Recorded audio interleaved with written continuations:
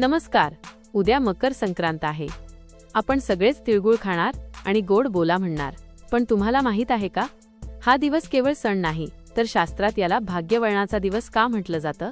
आजच्या या व्हिडिओमध्ये आपण मकर संक्रांतीचा असा अर्थ समजून घेणार आहोत, जो कदाचित तुम्हाला याआधी कोणीही सांगितला नसेल. 1. मकर संक्रांतीचा खरा अर्थ. The spiritual meaning. Makar Sankrant म्हणजे संक्रमण, बदल. जेव्हा सूर्य धनु राशीतून मकर राशीत प्रवेश करतो, तेव्हा तो उत्तरायण होतो. याचा सोपा अर्थ असा की आता रात्र लहान आणि दिवस मोठा होत जाणार.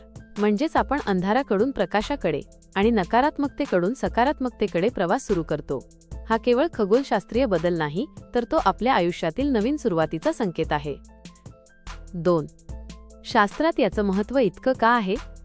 साधू संत या दिवसाला पुण्यवर्धक काळ म्हणतात, कारण शास्त्रानुसार या विशेष मुहूर्तावर केलेल्या गोष्टींचे फळ अनेक पटीने वाढते. तुम्ही केलेले दान 10 पट अधिक फळ देते, केलेला जप 100 पट जास्त ऊर्जा देतो, आणि या दिवशी केलेले चांगले विचार तुमच्या संपूर्ण वर्षाचं भविष्य ठरवतात. म्हणूनच उद्याचा दिवस तुमच्या नशिबाचं कुलूप उघडण्याची गुरुकिल्ली ठरू शकतो. 3. तिळगुळाचा सिक्रेट संदेश. आपण तिळगुळ का वाटतो?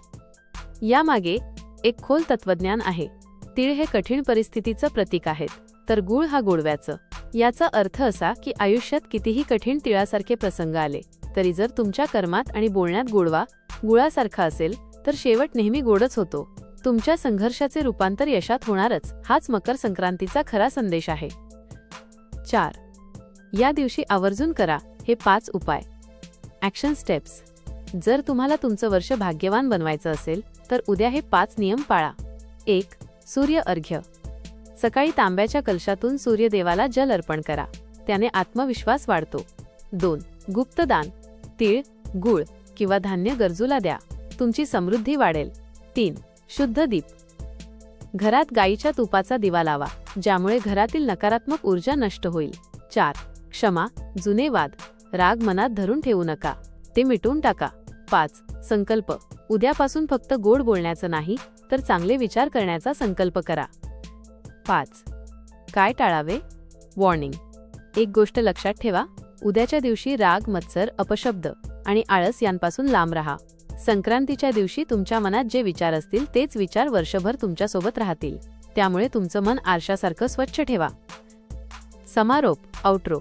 मित्रांनो, मकर संक्रांती हा फक्त सण नाही, तर तो एक नवा अध्याय सुरू करण्याची संधी आहे. आज आपलं मन स्वच्छ करूया, म्हणजे उद्याचं आयुष्य आपोआप उजळेल. तुम्हाला आणि तुमच्या परिवाराला मकर संक्रांतीच्या खूप खूप शुभेच्छा. हा व्हिडिओ तुम्हाला आवडला असेल तर लाईक करा, चॅनलला सबस्क्राईब करा आणि ही सकारात्मक ऊर्जा तुमच्या मित्रमैत्रिणींपर्यंत नक्की पोहोचवा. तिळगुळ घ्या, गोड बोला. धन्यवाद.